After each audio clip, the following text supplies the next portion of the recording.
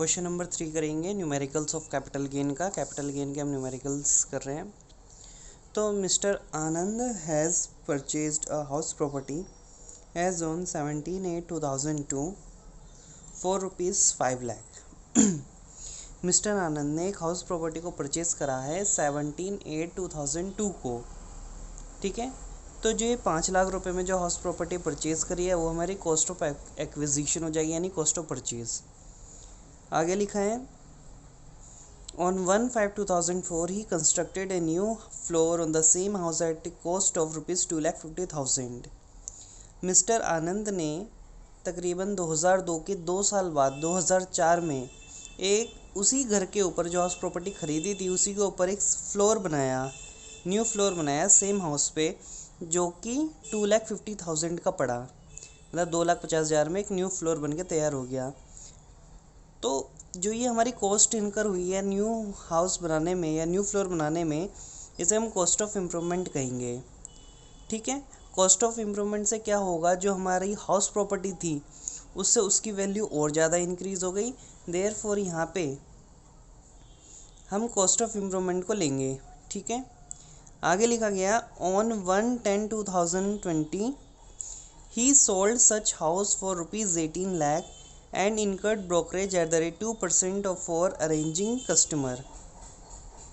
compute capital gain 1/10/2020 को। ठीक है, यानी 17/8/2002 में तो ख़रीदा था, फिर उससे करीबन 2002 से 2020 तक 18 साल बाद ही sold such house for 18 lakh. 18 lakh में उसने पूरे घर को बेच दिया। तो ये हमारा सेल कंसिडरेशन होगा जब हम कैपिटल गेन का कैलकुलेशन करेंगे।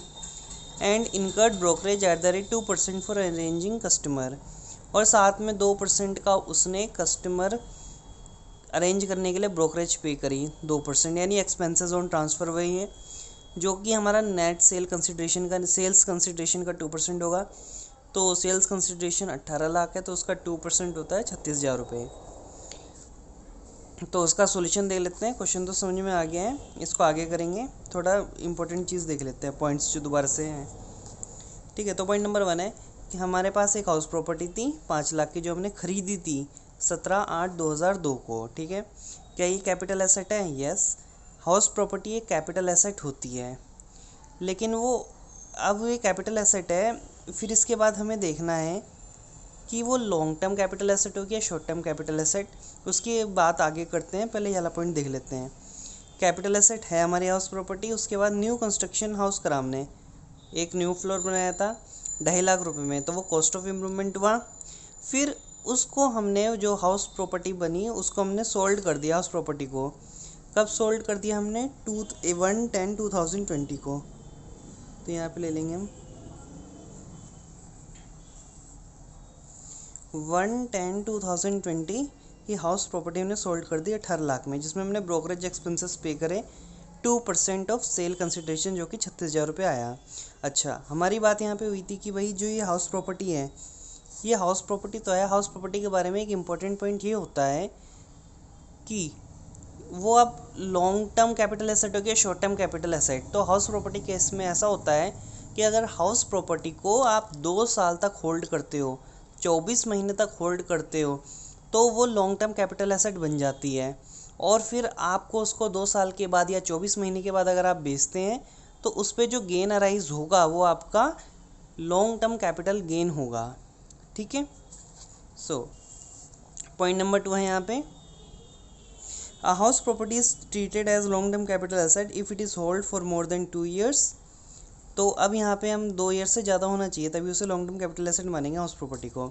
अब डेट ऑफ परचेस और डेट ऑफ सोल्ड से हम निकाल लेंगे, भाई उन्होंने कितने साल तक करा। तो 17/8/2002 को हमने परचेज़ करी थी हाउस प्रॉपर्टी, और डेट ऑफ सोल्ड कब बेची? 1/10/2020। तो 2002 को ख़रीदी, 2020 को बेची, तो 18 साल हैं भाई। 18 साल तक हमारे पास प्रॉपर्टी थी, तो ये 2 साल से बहुत ज़्यादा का पीरियड है। So therefore house property is long term capital asset होगा हमारा। Also long term capital gain will arise on sale of house property. और अब अगर हम उसे 18 साल बाद बेच रहे हैं उस लॉन्ग टर्म कैपिटल एसेट को, तो उससे हमारा जो गेन होगा वो लॉन्ग टर्म कैपिटल गेन होगा। नेक्स्ट पॉइंट है, since house property is long term capital asset, therefore indexation of cost of acquisition and indexation of cost of improvement is also available. क्योंकि हाउस प्रॉपर्टी एक long term capital asset है तो हमें cost of acquisition का indexation मिलेगा और cost of improvement का भी इंडेक्सेशन मिलेगा। क्योंकि हमने नया हाउस बनाया है तो 5 लाख का हमने तो हमने क्या करा था, हाँ, कॉस्ट ऑफ एक्विजिशन 5 लाख का मिलेगा हमें इंडेक्सेशन, और 2.5 लाख रुपये का हमने हाउस बनवाया था तो उसका भी हमें, जो हमने एक्स्ट्रा कॉस्ट ऑफ इम्प्रूवमेंट खर्चा किया था उसका भी इंडेक्सेशन मिलेगा।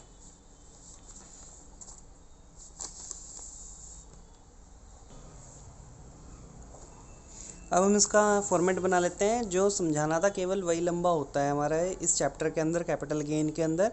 बाकी क्वेश्चन बहुत शॉर्ट होता है। देखो, इस केवल समझाने का पॉइंट ही ज़्यादा था तो क्वेश्चन आपका इतना सा हमारा हो जाता है एक पैराग्राफ में ही मुश्किल से।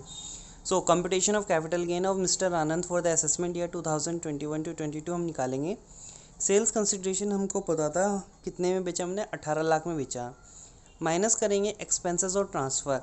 हमने ब्रोकरेज पे करी थी 2%, जो कि 18 लाख सेल थी, तो 18 लाख का 2% होता है 36,000 रुपये। तो मैंने यहाँ कैलकुलेशन यहाँ पे कर दिया है 18 लाख का 2%। उसको आप नीचे स्टार बना के शॉर्ट नोट में भी डाल सकते हैं। तो 18 लाख का 2% होता है 36,000, तो इसको हमने माइनस करा यहाँ पे। तो 18 लाख में से 36,000 को माइनस करेंगे तो 17,64,000 रुपये आएगा। ये हमारा नेट सेल्स कंसिडरेशन होगा। इसके बाद सिंस ये लॉन्ग टर्म कैपिटल गेन हमारा अराइज होगा और ये लॉन्ग टर्म कैपिटल एसेट है तो हमें indexed cost of acquisition minus करने को मिलेगा।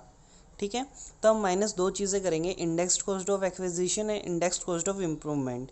तो इंडेक्स्ड कॉस्ट ऑफ एक्विजिशन के लिए हमने स्टार बना रखा है जो कि 14,33,333 आया था।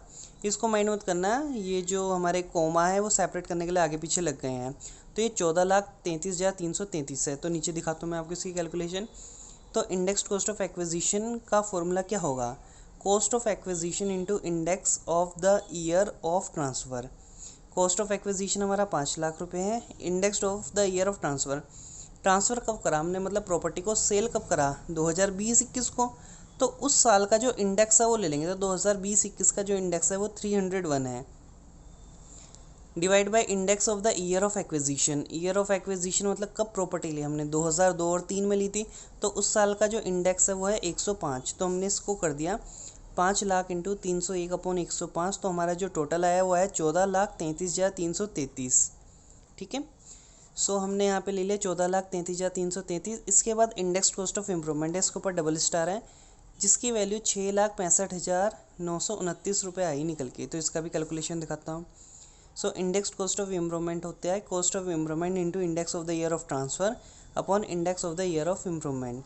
तो कॉस्ट ऑफ इम्प्रूवमेंट हमें पता था, हमने नया फ्लोर 2.5 लाख रुपये में बनवाया था। ठीक है, वो आ गया 2.5 लाख रुपये into year of transfer. Year of transfer कब बेचा हमने, 2020-21 में, तो इंडेक्स हो जाएगा उस साल का 301।